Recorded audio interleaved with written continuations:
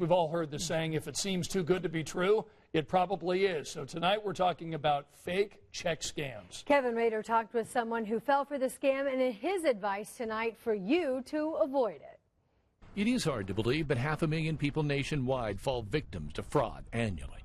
According to the Better Business Bureau, banks lost an estimated $789 million to fake checks in 2016 alone.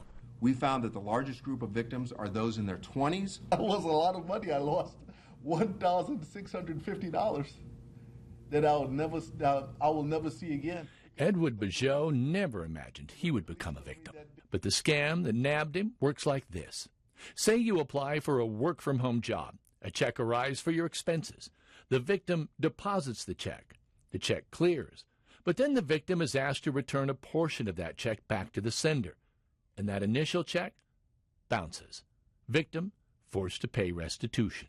If you ever are selling an item or are applying for a job, anything like that, and you get a check that is more than you were expecting, and there's some obligation for you to send it back to whoever sent it to you, that is almost certainly a fraud scheme, every single time. The checks that Edward received certainly look real enough, but when the bank told him he would have to repay that money, it became all too real.